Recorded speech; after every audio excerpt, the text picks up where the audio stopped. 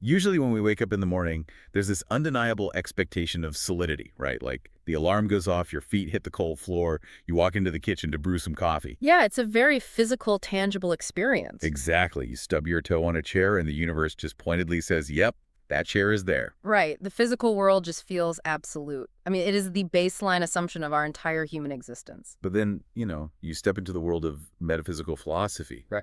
And suddenly that solid floor you just walked on starts to look, well, a lot more like a mirage. Oh, absolutely. It really shifts your perspective. So today we are exploring a framework of reality that basically pulls the rug out from under your entire perception of the physical universe. We're doing a deep dive into a fascinating text from October 2025. It's by an author named Shuo Feng, and it's titled Answering Claude's Questions, Roman numeral 9. It's a really intense read. It is. And the core questions here are massive. Yeah. Like, does the objective world actually exist? And if our consciousness is the engine creating our reality, does that mean we are entirely to blame for our own misfortunes? Yeah. And it is a profound departure from standard models of reality. But to be clear, right from the jump, we are approaching this purely as an exploration of Suifeng's specific philosophical mechanic. Right, we're not taking a stance here. Exactly. We are not validating this as absolute truth or endorsing it as a way to live your life. We're just mapping out the architecture of a very radical, mind-bending worldview, just to see how it operates from the inside. So I guess if we set aside the Big Bang, we set aside standard evolutionary biology, we kind of have to figure out how this text claims the world gets here in the first place. Right, because if physical matter isn't the starting point, something else has to be generating the room you and I are sitting in right now. Yeah. So how does that work? Well, in Zhou Feng's framework, the objective world, like everything you see, touch, and interact with, is entirely a manifestation of consciousness. But it's not a flat system where every consciousness has equal rendering power. Okay, so there are levels to this. Yeah, there is a strict hierarchy of creation. You can think of it as a top-down generation of reality. Okay, let's unpack this, because I'm picturing like a massive, complex video game simulation, or maybe a set of cosmic Russian nesting dolls. That video game analogy is actually perfect. Let's follow that logic. So in a game, different elements are generated by different levels of code, right? Right, exactly. According to Zhou, humans actually have a very limited tier of manifestation. Like the houses we live in, the buildings we construct, those are the manifestations of human consciousness. Okay, so we conceptualize a house, we build it, and it manifests as our reality. Right. But the natural world, the animals and plants, those are not manifested by humans. Those are generated by the consciousness of beings the text calls supercelestials. Oh, wow. So in the simulation, we are just the player characters building a little virtual house. Yeah. But the dense forest around us, the flora and fauna, that was rendered by a higher level designer. Yeah. These super celestials. Yeah, exactly. And it continues up the chain. I mean, humans aren't self-generated in this model either. Our existence is actually the manifestation of the consciousness of gods. It's still real. Yes, gods. And finally, at the very top of this hierarchy, the gods, the super celestials, and the entire universe itself are all manifestations of the consciousness of what he calls the greatest creator. Man, that fundamentally changes the human role in the universe. Right. And we suffer from a lot of main character syndrome as a species. Oh, we definitely do. Like, we look out at the stars and assume this physical universe is a stage built specifically for us to stand on and observe. But this framework totally demotes us. We are just a byproduct of a higher consciousness thinking about us. It really does decenter humanity completely. We aren't the ultimate creators in this view. We are the created, and we hold only a tiny fraction of localized creative power. That makes our reality feel incredibly fragile, doesn't it? Very fragile. Yeah. Because it's dependent entirely on the attention span of a higher being.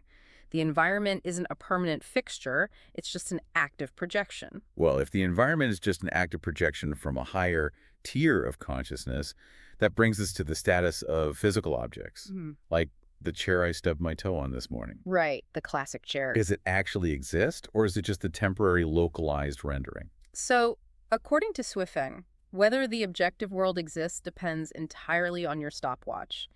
The existence of physical reality relies completely on the time frame of observation. Wait, here's where it gets really interesting, because time frame usually just dictates how much an object changes, right? Not whether it exists at all. Exactly.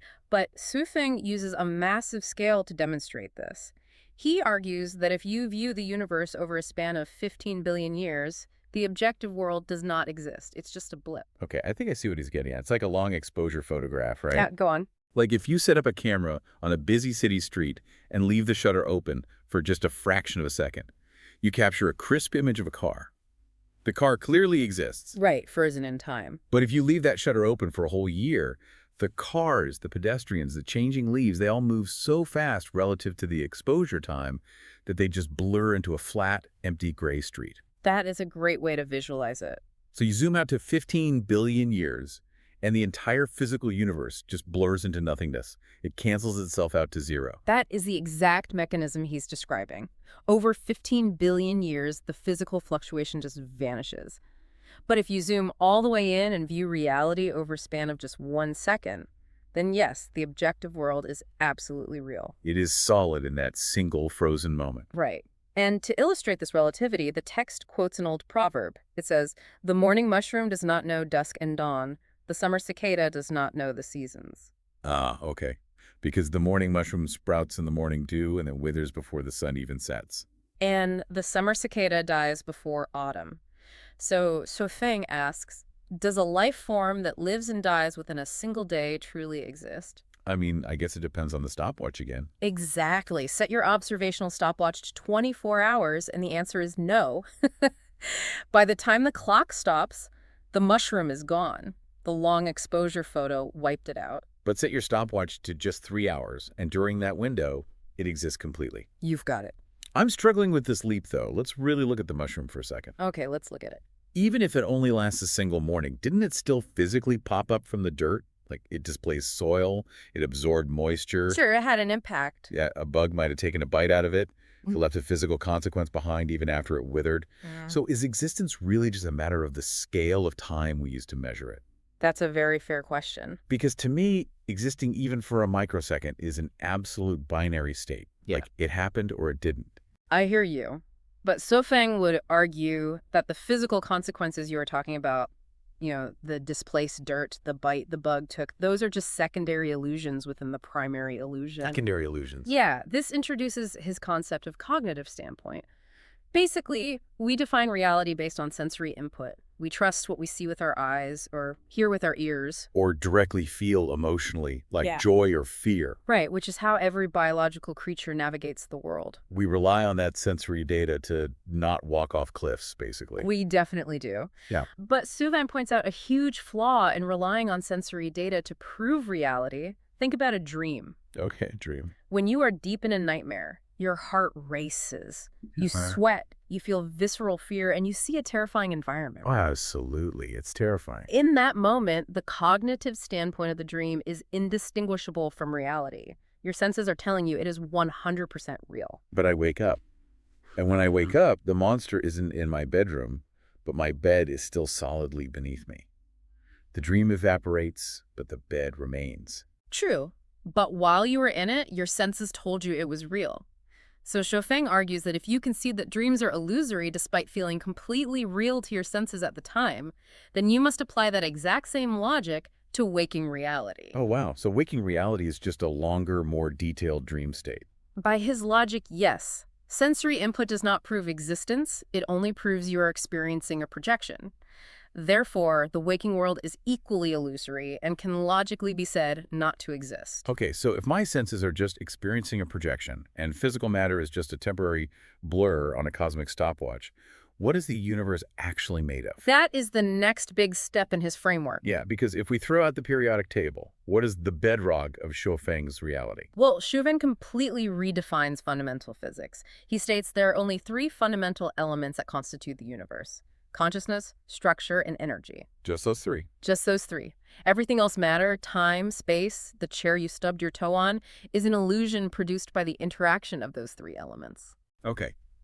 Consciousness, structure, and energy. I mean, consciousness and energy, I can kind of wrap my head around in a metaphysical sense. Sure, they are common concepts. But what is this structure? If it's not physical matter, what is he actually talking about? It's fascinating. The text specifically defines the structure as an antimatter structure. Wait, antimatter. Yes, and furthermore, he states that this antimatter structure is completely invisible and entirely undetectable by any scientific instruments. Wait, really?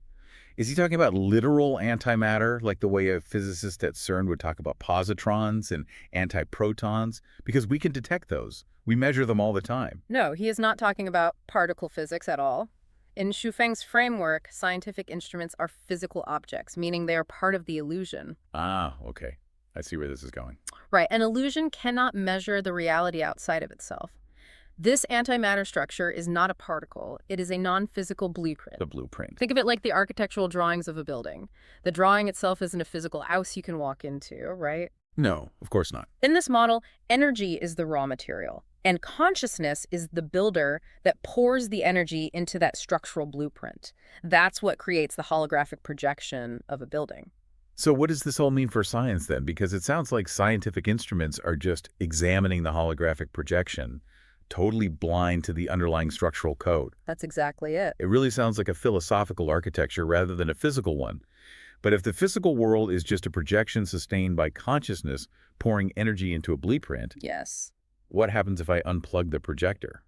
Like, what happens when my consciousness stops? The text states definitively that the objective world is absolutely inseparable from consciousness. When a person dies, their objective world completely disappears. Wait, the personal objective world disappears. Yes. Because your reality only holds together because your consciousness is actively maintaining it. The objective world is uncertain, unstable, and capable of vanishing at any moment if the consciousness sustaining it ceases or shifts. Okay, so if I am the projector and my consciousness is actively generating the reality I experience, what happens when I project something terrible? That is where things get very personal. Yeah, let's take this out of cosmic metaphysics and bring it down to daily life. What does this mean for personal misfortune? It's a huge pivot. Say, I'm struggling to pay rent. I'm living in poverty. Is Su Feng claiming my empty bank account is just a projection of my own consciousness? Actually, the text tackles this very direct question. It asks, can a poor person become wealthy just by thinking about abundance? And what's the answer? Su Feng's answer is that a poor person is poor specifically because of the poverty of their consciousness. The poverty of their consciousness. Yes, he claims that in the consciousness of a poor person, there cannot be true abundance. But if a person's consciousness becomes genuinely filled with abundance, then they are no longer poor. Okay, I am having a really hard time accepting this. I really have to push back here. Go ahead, it's a controversial point. In our observable reality, poverty is deeply tied to systemic issues, right? We're talking about historical disenfranchisement, redlining, predatory lending, or even just the pure geographic luck of where you were born. Those are very real factors in our shared experience, yes. Right. So if a hurricane wipes out a family's home and leaves them completely destitute, is this philosophy genuinely arguing that the hurricane and the subsequent poverty are just flaws in that family's consciousness? It's a massive claim. It is. It just feels incredibly dismissive of actual lived suffering to say, well, you just have an impoverished mindset. This is definitely the most challenging application of his philosophy, and it requires understanding his premise of radical internal locus of control. But again, as a reminder, we are just unpacking the text impartially here. Right, right. We are just exploring the framework. Exactly. So in Feng's universe, the hurricane, the bank, the redlining, those are all part of the physical objective world, which he has already categorized as an illusion. So you can't blame the illusion for your suffering. You cannot. He essentially says, if you are projecting a movie onto a screen and the scene turns into a tragedy, you don't jump up and yell at the screen. Because the screen has no power to change the story. Exactly. You have to change the film inside the projector. The text makes a sweeping declaration. It says, this world itself is not wrong. If there is any error, it lies within oneself. But yelling at the screen is human nature when the movie is painful.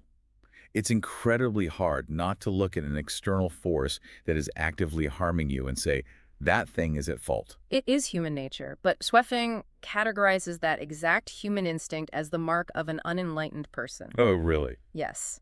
In this specific philosophical framework, unenlightened people attribute misfortune to external causes.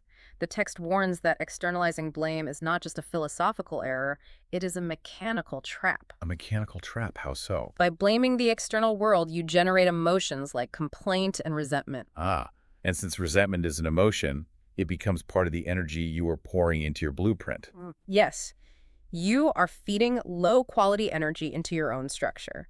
You basically end up fighting a shadow you cast yourself. Wow. Resentment drains your energy and actively keeps your consciousness impoverished, which in turn ensures the objective reality you project remains impoverished. It becomes a self-fulfilling loop. So to break the loop, you have to stop trying to manipulate the physical illusion and only work on the internal code. Precisely. So true abundance isn't about acquiring physical wealth, because physical wealth is unstable and could vanish the moment your stopwatch ticks over. Right. True abundance is maintaining a pure state of consciousness that naturally reflects an abundant reality back at you, completely free of resentment toward the outside world. Man, it demands total theoretical mastery over your own mind. Yeah. But it also strips away the comfort of being a victim of circumstance. It does. If you accept the premise, you accept total responsibility for every facet of your experienced reality. It is a profound, demanding, and honestly incredibly isolating way to view the human experience. It really is. I mean, we started this journey looking at a universe generated like a towering stack of cosmic nesting dolls, where human existence is just a localized rendering dreamed up by higher beings. Right, and then we examine the 15 billion year stopwatch, exploring how the morning mushroom and the summer cicada prove that physical solidity is just a matter of our temporary cognitive standpoint. We completely replaced atoms and quarks with a reality built entirely on consciousness, pouring energy into invisible antimatter structures. And finally, we confronted the radical, uncompromising idea that our internal consciousness is the sole author of our external fortunes, casting resentment and external blame as the ultimate glitches in our personal projections. This exploration of Xu answering Claude's questions provides just a completely different lens to examine the world around you. We've mapped the mechanics of this philosophy, but how you integrate, test, or reject these ideas against your own life is entirely up to you. It's definitely a lot to process. It is. But before we wrap up this deep dive, I want to leave you with one final thought to mull over. Something that takes Schweffing's framework to its absolute, perhaps slightly terrifying conclusion. Okay, lay it on us. Well, if the objective world is purely a private projection, as he claims, Right. and a person's physical reality disappears the moment their individual consciousness ceases, what happens to the shared reality of everyone else we leave behind? Oh, wow. That's a huge question. Like when you walk down a crowded city street, surrounded by hundreds of people, are you actually sharing a physical space? Or are we all just walking through billions of overlapping temporary universes, projecting our own personal movies entirely alone together? That really flips everything upside down. Think about that tomorrow morning, when your alarm goes off and your feet hit that seemingly solid, unquestionable floor. Keep questioning. Thanks for diving deep with us.